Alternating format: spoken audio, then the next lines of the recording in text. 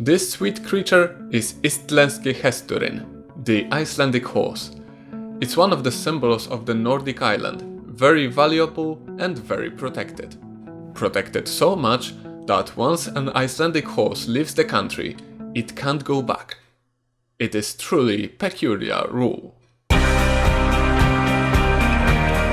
Although Icelandic horses strongly resemble ponies and are a bit smaller than their continental cousins, they are usually referred to as horses. There are several possible reasons for that. They have big and noticeable personality.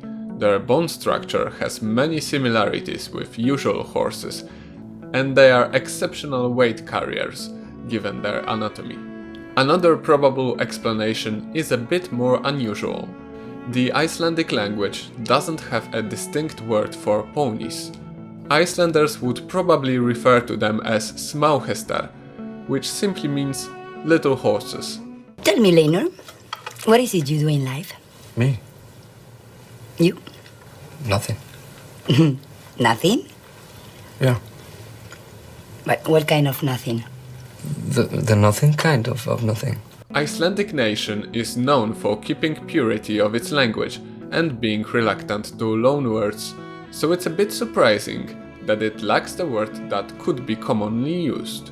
But it isn't. Why? Because Icelandic horse is the only equine breed that lives there. That's because the national parliament called Alþingi issued a law stating that no horse can be brought into the island. This is true also for the Icelandic horses who were born there but were taken to another country. It always is a one-way trip. But what does always mean in this context? How many years exactly? Take a guess at which year the law came into force. Well, if your answer is year 1982, you are almost correct. You just need to get rid of the digit 1 at the beginning of the number. Yes. It is forbidden to import horses into the Iceland for more than 1,000 years now. Let's go back in time a bit more. The ancestors of the Icelandic horse were probably taken to Iceland by Vikings in late 9th or early 10th century. It became the first equine breed introduced to the island. Shortly after, other settlers followed with their own domestic horses. Various breeds started to cross with each other.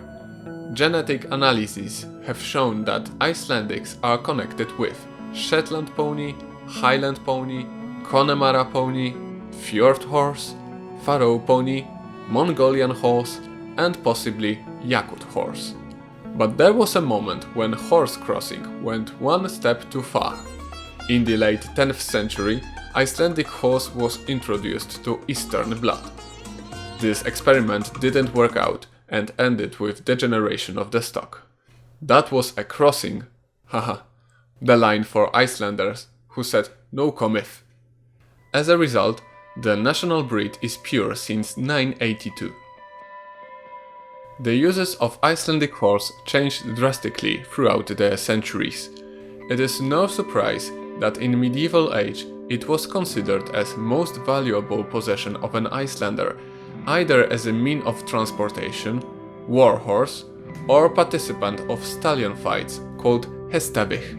Present uses include horse racing, showcasing events, and leisure riding, but also traditional sheep herding in the Icelandic highlands, unavailable for cars. A small part is also bred for slaughter, and their meat is mostly exported to Japan. It's one of the million examples showing that Japanese people are strange. 第7つ第もね口9は違う20秒前911あれなんだっけ The ban for importing horses to Iceland is strictly obeyed to this day. Because they are isolated from their continental cousins, they have very little diseases. However, it results in national horses having no acquired immunity to them. A possible outbreak would probably kill most of the stock. That's why an additional small rule exists. Every equine equipment taken into Iceland has to be either new and unused, or fully disinfected. Such restrictions would seem to result in having very limited population of the Icelandics outside their native island.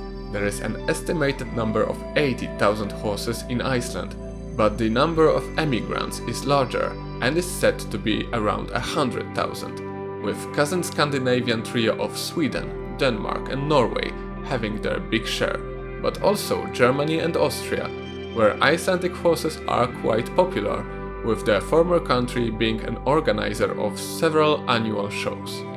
But even if you're an Icelandic with 1,000 years long pure line, once you leave Iceland, you can't return.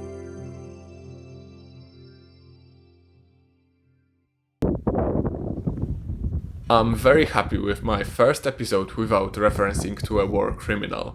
However, if you want to watch the very first episode of Peculiar Rules, just click here in the middle. Thank you for watching and have a nice day.